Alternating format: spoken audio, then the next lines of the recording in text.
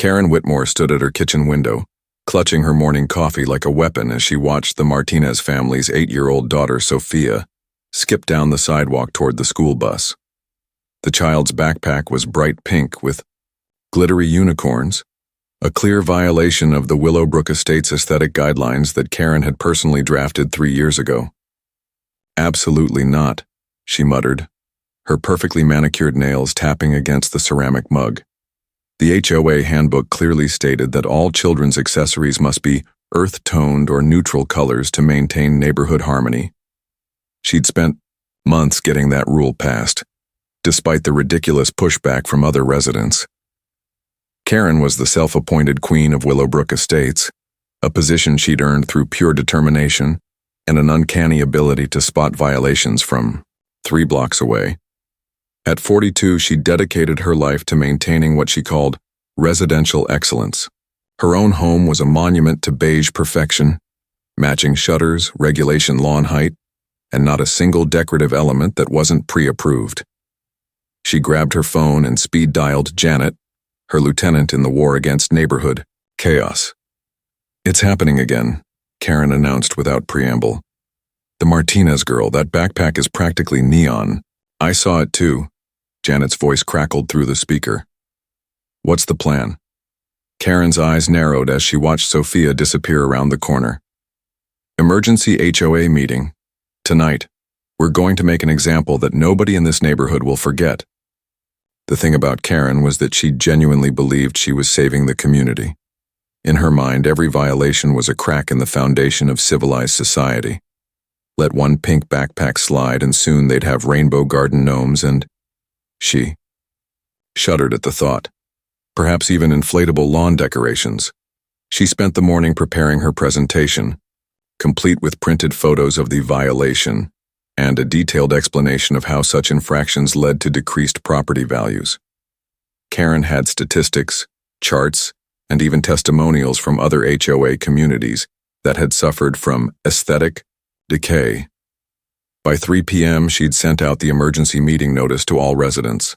The subject line read, "Urgent, protecting our community standards."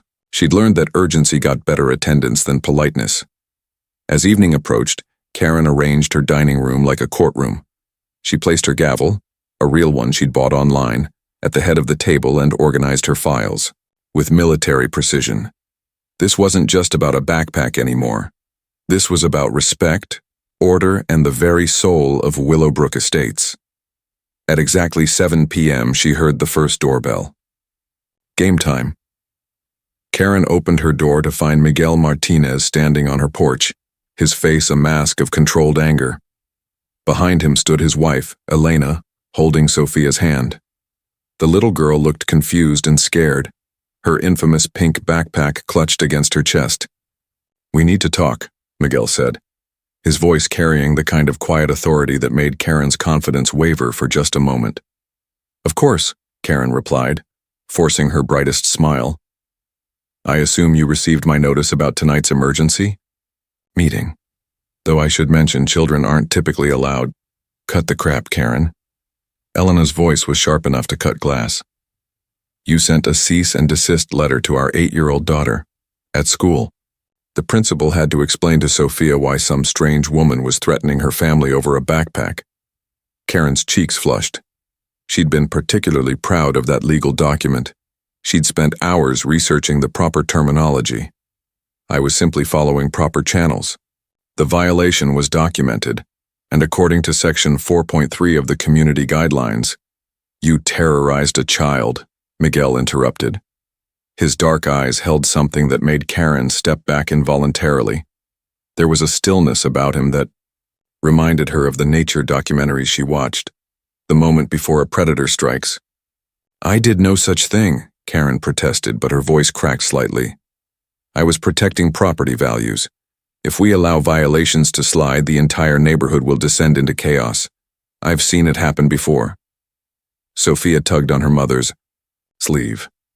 "Mama, why is the mean lady angry about my backpack? I saved my allowance for 3 months to buy it." The simple innocence of the question hit Karen like a physical blow. For a split second, she saw herself through the child's eyes, a mean lady obsessing over a backpack, but she quickly pushed the feeling aside. Rules were rules for a reason. The guidelines exist for everyone's benefit, Karen said, addressing Sophia directly.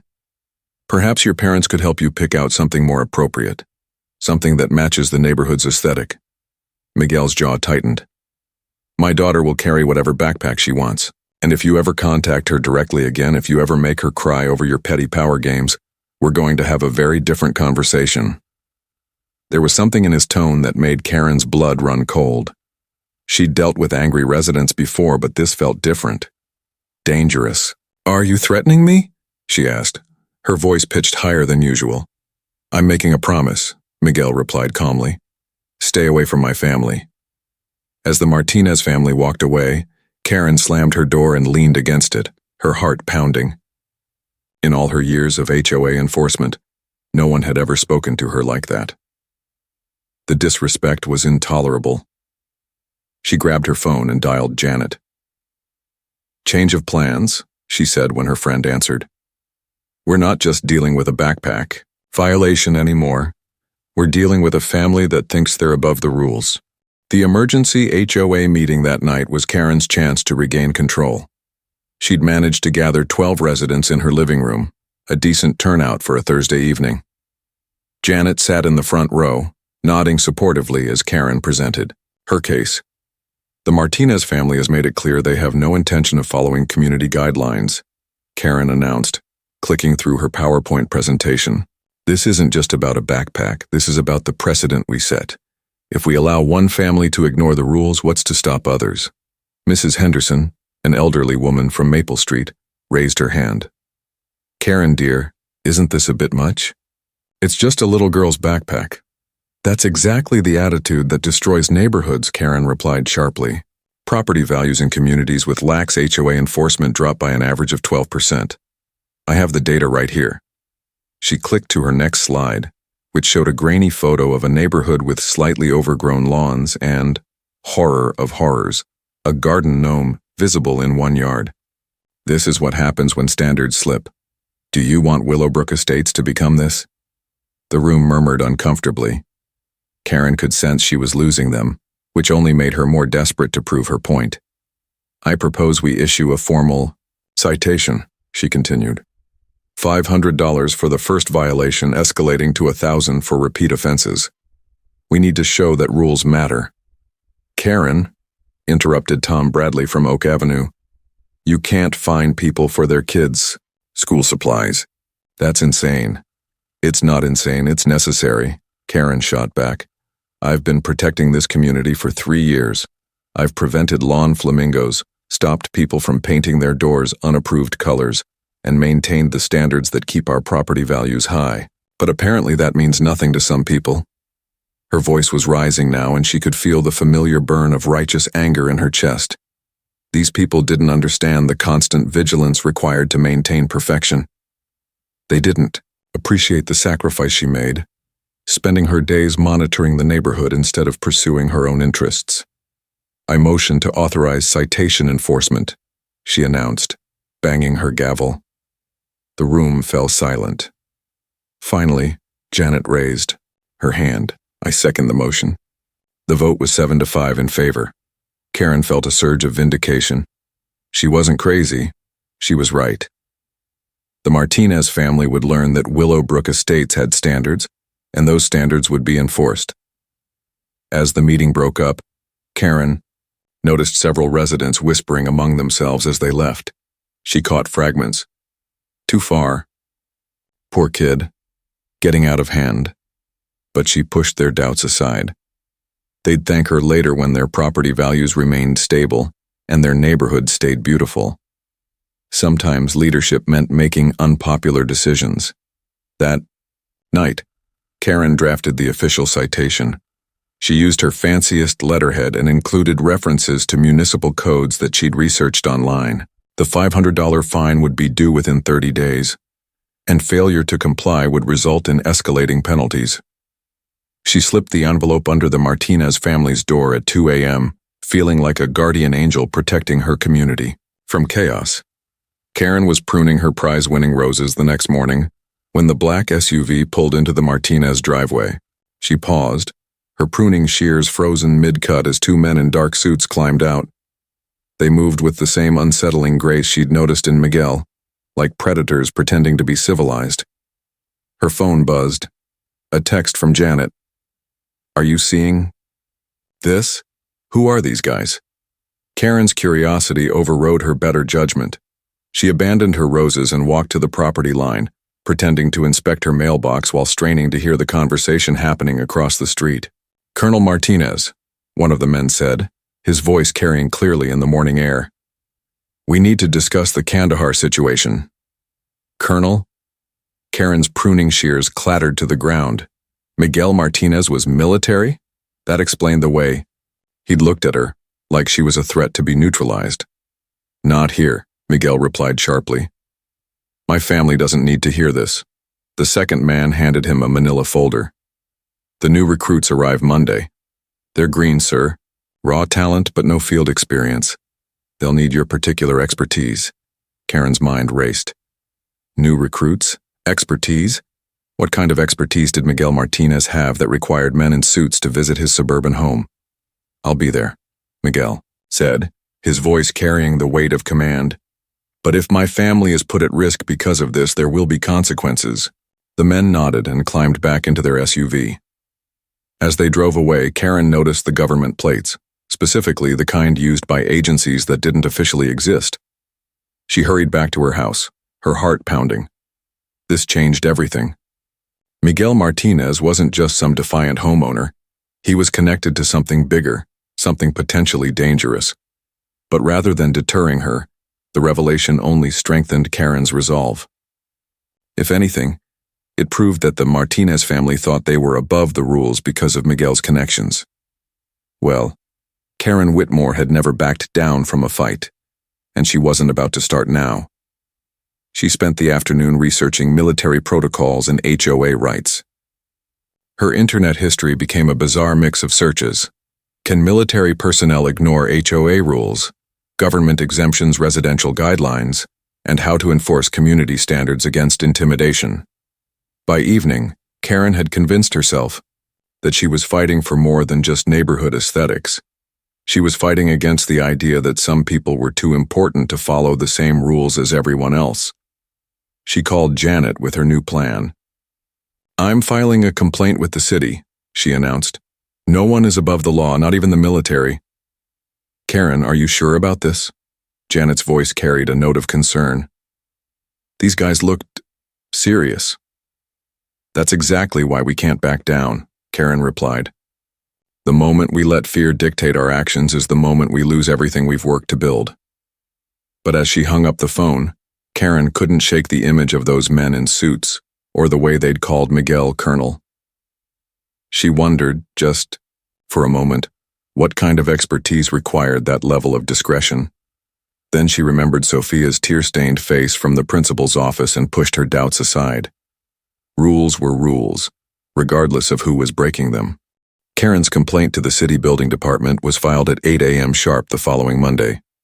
She'd spent the weekend crafting what she considered a masterpiece of bureaucratic warfare, a 14-page document detailing every violation, every precedent, and every legal justification for her position. The response came faster than she'd expected. By noon, a city inspector was standing in her driveway, clipboard in hand and expression thoroughly annoyed. "Ms. Whitmore," the inspector said, barely glancing up from his paperwork, "I need to inform you that your complaint has been forwarded to the appropriate authorities. However, I'm required to tell you that the Martinez residence is currently under federal observation. Any further complaints or violations of their privacy could result in charges against you." "Federal observation?" Karen's mouth went dry. "What does that mean, exactly?" "It means you need to back off," the inspector replied bluntly. "Whatever games you're playing here, they're over. Find a new hobby." As the inspector drove away, Karen stood in her driveway, trembling with a mixture of rage and fear. Federal observation. The phrase echoed in her mind like a warning bell. But the more she thought about it, the more convinced she became that this was all an elaborate bluff, designed to intimidate her into backing down. She spent the afternoon on the phone with other HOA presidents, seeking advice and support. The key consensus was clear. If she backed down now, she'd lose all credibility as a leader. The Martinez family would become a symbol of successful resistance, encouraging others to ignore the rules. "You can't let them win," advised Margaret Chen, president of the Sunset Hills HOA. "These military types think they can bully civilians, but they're wrong. We have rights, too." Emboldened by the support, Karen made a decision that would haunt her for years to come. If official channels wouldn't work, she'd have to get creative. That evening, she called an emergency meeting at Janet's house. Only the most dedicated HOA supporters attended, 5 people who shared Karen's vision of residential perfection. "We need to send a message," Karen announced to the small group. "The Martinez family thinks they can hide behind federal protection, but we know the truth. They're just bullies using intimidation tactics." "What are you suggesting?" asked Janet. Nervously, Karen's eyes glittered with determination. "We make them understand that actions have consequences. Their daughter violates community standards and they refuse to comply with our authority. Perhaps they need to see how it feels to have their own rules violated." The room fell silent. Even Janet looked uncomfortable. "What exactly are you proposing?" Tom Bradley asked quietly. Karen smiled, but there was no warmth in it. "I'm proposing we show the Martinez family what happens when you declare war on the HOA. They want to play hardball? Fine. But they're about to learn that nobody knows this game better than Karen Whitmore." The meeting ended with uncomfortable silence, but Karen felt energized. She'd been defensive for too long. It was time to go on the offensive. As she drove home, Karen didn't notice the dark sedan that had been parked across from Janet's house for the past hour, or the telephoto. Lens pointed at her license plate. Karen's plan was elegantly simple. If the Martinez family wanted to ignore HOA rules, she'd show them what real rule-breaking looked like. She'd spent 3 days researching the family's routine, noting when Miguel left for work, when Elena went grocery shopping, and most importantly, when 8-year-old Sophia walked to the bus stop alone. The idea had come to her during one of her late-night internet research sessions. She'd been reading about citizens' arrests and community justice when she stumbled across a forum discussing how to handle problem neighbors. Some of the suggestions had been quite creative. On Wednesday morning, Karen positioned herself at the corner of Maple and Oak, wearing a fake ID badge she'd had printed at the local office supply store. The badge read, "Willowbrook Estates Community Safety Officer." Technically not a lie, since she'd created the position herself. Sophia appeared right on schedule, her offending pink backpack bouncing with each step. The little girl was humming to herself, completely oblivious to the approaching confrontation. "Excuse me, sweetheart," Karen called out, stepping into Sophia's path. "I'm with neighborhood security. I need you to come with me for a moment." Sophia stopped, her dark eyes wide with confusion. "I don't know you. Mama says I shouldn't talk to strangers." "I'm not a stranger, honey. I'm Mrs. Whitmore from the HOA. Remember? We met at your house." Karen's voice was sickeningly sweet. "There's been a complaint about your backpack, and we need to sort this out before you get in trouble at school." The little girl looked uncertain. "I don't want to be late for the bus." "Don't worry," Karen said, gently taking Sophia's arm. "This will just take a minute. I promise I'll have you back in time." What Karen didn't know was that Miguel Martinez had been watching the neighborhood for weeks, noting unusual activity around his home. He'd installed discreet cameras after the visit from his agency contacts, and he'd been monitoring the feeds from his home office. He'd also been training his daughter in basic safety protocols without alarming her. Simple things like memorizing phone numbers, identifying safe adults, and understanding that some official people might not be who they claim to be. As Karen led Sophia toward her car, she felt a surge of satisfaction. This would teach the Martinez family that they couldn't just ignore community standards. She'd keep the girl for an hour, maybe 2, long enough to make the parents panic, long enough to show them that their federal protection meant nothing when it came to community justice. "Where are we going?" Sophia asked as Karen opened the car door. "Just to my house for a little chat," Karen replied. "We need to discuss the rules about appropriate school accessories." But as Sophia climbed into the passenger seat, she discreetly pressed the panic button on the small device her father had given her, disguised as a Disney princess charm on her backpack. The same pink backpack that had started this entire mess. Miles away, in a nondescript government building, an alarm began to sound. Miguel Martinez's daughter was in distress, and her GPS tracker was moving away from her normal route.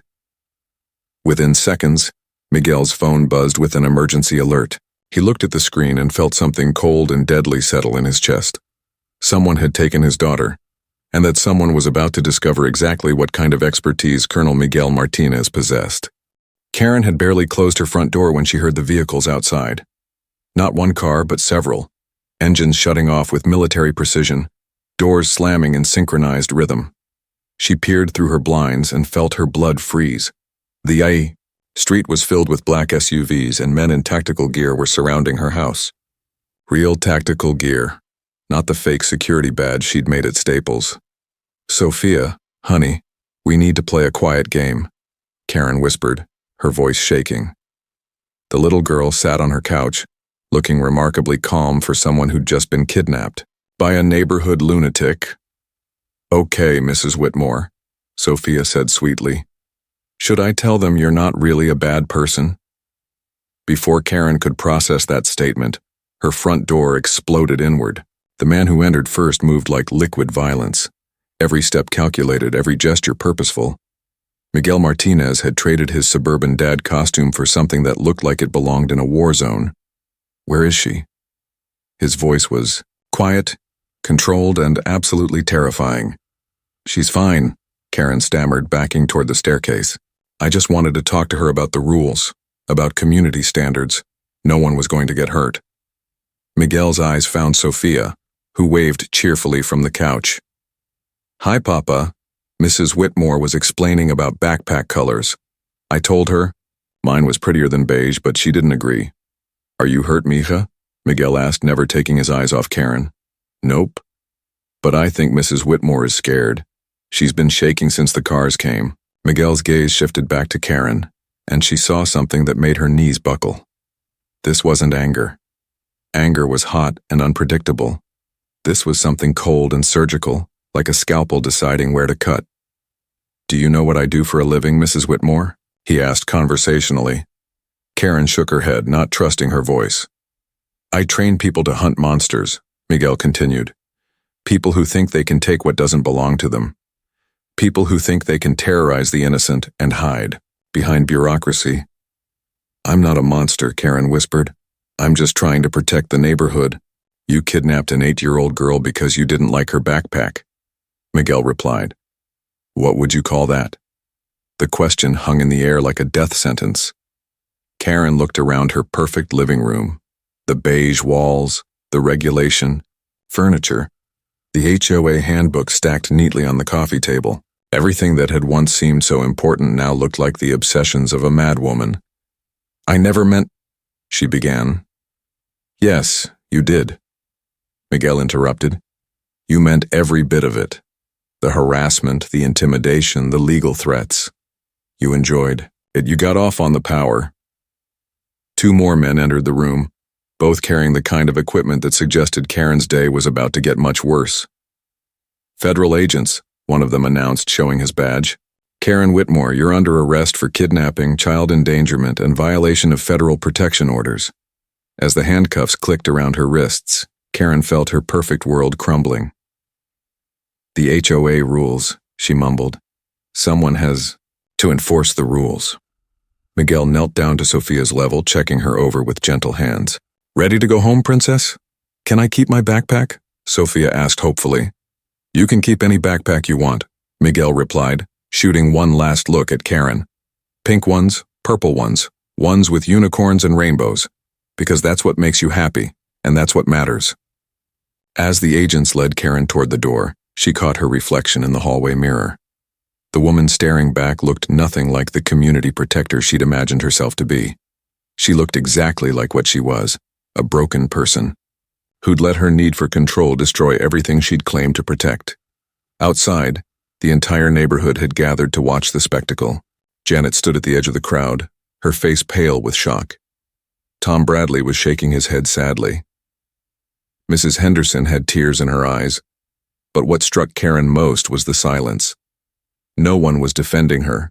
No one was protesting her arrest. The woman who'd spent 3 years trying to save Willowbrook Estates had become its greatest embarrassment. As the FBI vehicle pulled away, Karen caught one last glimpse of the Martinez house. Miguel was pushing Sophia on the swing set in their backyard, her pink backpack hanging from a tree branch like a bright, defiant flag. And for the first time in 3 years, Karen wondered if maybe, just maybe, the problem had never been the backpack at all. To be continued.